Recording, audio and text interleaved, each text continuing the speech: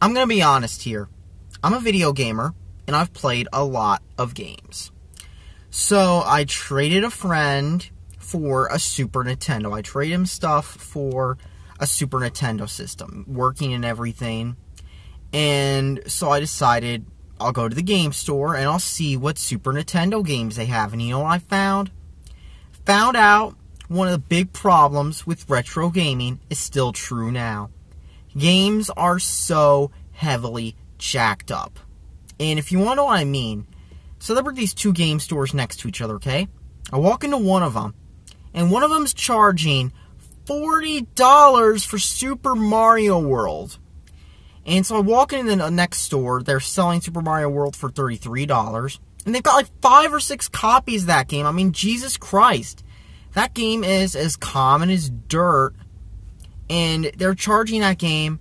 They're charging a lot of money for that game. I mean, it's freaking ridiculous. They're charging for that game $30, $40, and they got like a lot of copies of this game.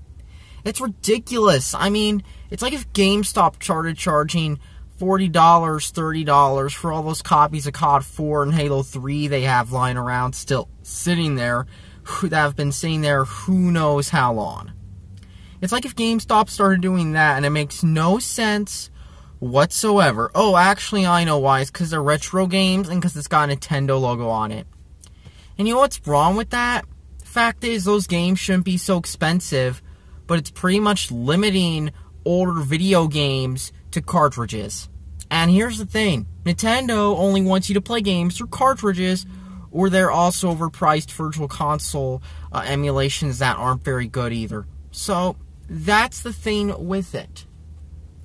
These games cost a ridiculous amount. And then it gets worse when you get into some of the more in-demand games. Now, some of them are actually in demand, but then you've got games which have about 1 million listings on eBay for them, if you know what I mean.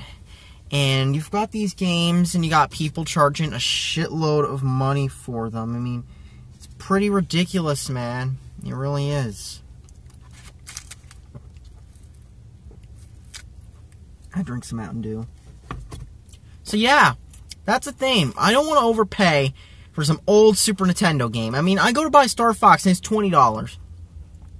And they don't even have, like, some of the more wanted Super Nintendo games, like Shadowrun or the Square Enix games. But still, I'm just trying to buy a Super Nintendo game, okay? And I just want to play this.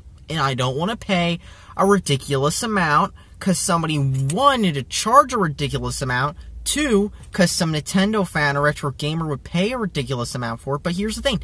Not everybody wants to do that. And the third reason why this keeps happening is because I know there are people who want to keep enforcing the status quo. They're like, oh, this Super Mario World game is rare. Yeah, and I went into a thrift store once, and I found a copy of that game for like nothing, like $2 or $3. This was a long time ago. But if I can find it at a thrift store, it's not that rare, okay? I'm just throwing that out there. And that's the thing, people like all these game stores, all these retro gamers, they're overcharging for everything, and it's pretty ridiculous. And honestly, this is why retro gaming is a stupid hobby too, because you overpay for something that's common as dirt. And you know what the worst part is? Many older games haven't aged that well, so you're paying a lot of money for a game that's just not fun to play anymore. And that's all that needs to be said. Retro gaming, pretty stupid if you ask me at this point. Maybe I'll try to get some more games for my Super Nintendo, but damn.